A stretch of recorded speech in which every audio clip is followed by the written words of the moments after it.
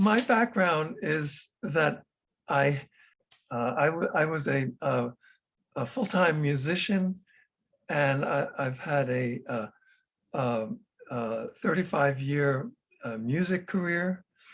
I've written music for television and film, commercials, all the networks. I've done music for ABC, CBS, NBC, the Olympics, commercials, feature films, documentaries, all kinds of media. So that's my background. And yet, as interesting as that has been, and I've had the opportunity to do gigs with Carlos Santana and Phoebe Snow and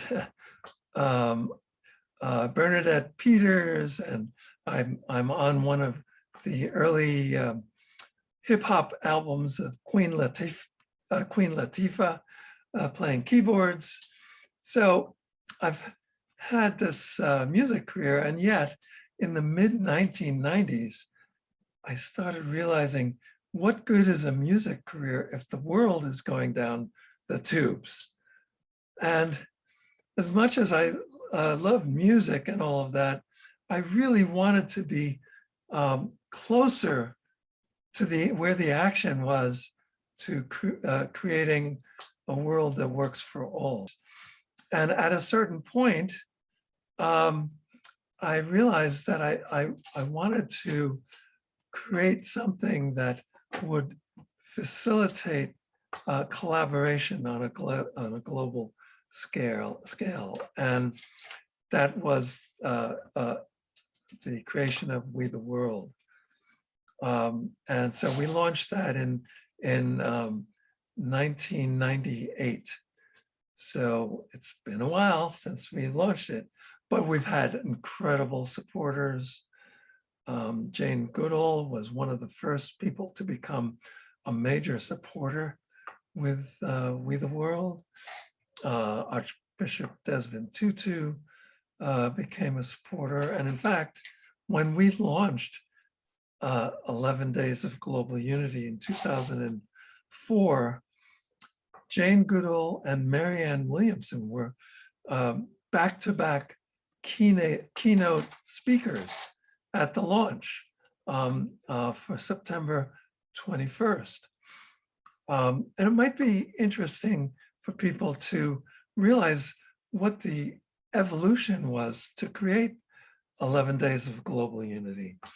It really started, as we know, with Avon Madison, our dear friend, who has passed, but she helped to lobby the UN to launch the International Day of Peace, hopefully to have a global ceasefire. And this happened in 1981. The International Day of Peace actually started by being on September 11th, and then it went to September 21st. And that, we looked at that and we said, this is a symbol of the journey from fear to home, from fear to hope, right? From September 11th to September 21st. And that became 11 Days of Global Unity. The theme that we have been talking about is creating this culture of peace, but it's also we consciousness. In a sense, like I always say, let's go from a me society to a we society, right? People in our circles and so many others are resonating with this message that it's so important to have people be part of that we, because they realize that if it's a culture of us versus them, it's not going to work. Some people just figure, oh, well, the different tribes, let's say, are never going to get together, right? So some people are cynical in that way. But I've been involved with something called nonviolent communication. Someone named Marshall Rosenberg developed this decades ago.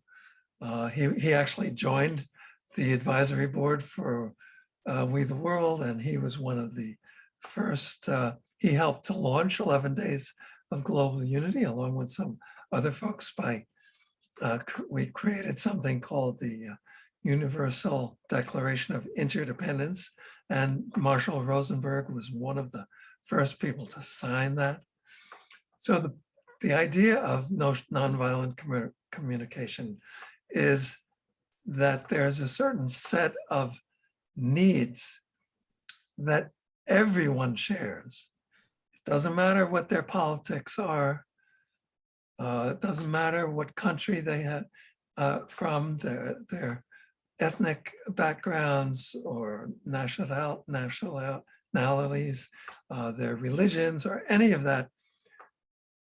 People share these needs for things like love and intimacy and meaning,